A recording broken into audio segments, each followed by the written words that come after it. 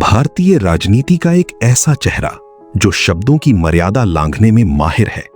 एक ऐसा पैटर्न जहां पहले भड़काया जाता है, फिर भ्रम फैलाया जाता है और जब कानूनी शिकंजा कसता है तो तुरंत बिना शर्त माफी मांग ली जाती है।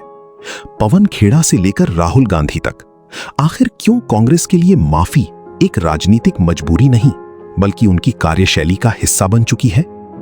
अभी हाल ही की बात है, असम में कांग्रेस प्रवक्ता पवन खेड़ा ने मुख्यमंत्री हेमंत बिस्वा शर्मा की पत्नी रिंकी भुइया शर्मा पर गंभीर और मनगढ़ंत आरोप लगाए। दावा किया गया कुछ दस्तावेजों का जो जांच में मॉर्फ्ड और फर्जी निकले। जब मुख्यमंत्री और उनकी पत्नी ने कानूनी रास्ता अपनाया तो कुछ ही घंटों में सुर बदल गए। जो हमला व्यक्तिगत था उसे राजनीतिक जवाबदेही का जामा पहना दिया गया। लेकिन यह पहली बार नहीं था। याद कीजिए फरवरी 2023 का वो दृश्य। प्रधानमंत्री नरेंद्र मोदी पर कटाक्ष करते हुए खेड़ा ने उनके नाम के साथ खिलवाड़ किया। मामला दिल्ली एयरपोर्ट के रनवे से लेकर सुप्रीम कोर्ट तक पहुंचा। नतीजा फिर वही, कानूनी राहत पाने के लिए अदालत में खेद और पछतावा। क्या यह केवल शब्दों की फिसलन है या फिर एक सोची समझी पैथोलॉजिकल रणनीति? इतिहास गवाह है। 2022 में अधीर रंजन चौधरी ने राष्ट्रपति द्रौपदी मुर्मू के लिए राष्ट्रपत्नी शब्द का इस्तेमाल किया और उसे महज एक जबान का फिसलना बताकर माफी मांग ली। 2017 में संदीप दीक्षित ने भारतीय सेना प्रमुख को सड़क का गुंडा कहा, फिर माफी मांगी। और अप्रैल 2026 में खुद मल्लिकार्जुन खड़गे ने गुजरात के मतदाताओं को अनपढ़ कहकर अपमानित किया। हर बार पैटर्न एक ही है, अपमान करो, वायरल हो जाओ और फिर माफी की आड़ में छिप जाओ।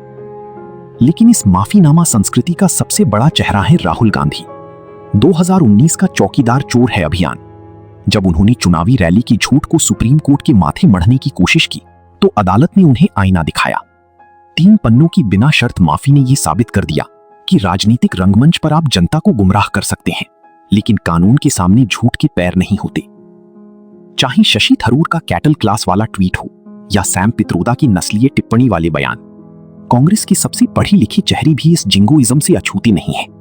इनके लिए अपमान करना एक कला बन चुकी है और इस्तीफा या माफी उसका अंतिम पड़ाव। 2026 की इस डिजिटल पैनोप्टिकॉन में हर माइक्रोफोन एक गवाह है और हर सोशल मीडिया पोस्ट एक स्थायी रिकॉर्ड। आज झूठ की कीमत बढ़ चुकी है। मणिशंकर अय्यर की नीच वाली बयान से लेकर आज पवन खेड़ा की कानूनी लड़ाई तक, कांग्रेस का ये प्रोवोक, वायरलाइज, अपोलोजाइज चक्र उनकी राजनीतिक डीएनए का हिस्सा बन चुका है। सवाल यह है कि क्या भारतीय लोकतंत्र में गालियां और फिर माफी ही विपक्ष की असली ताकत बची है?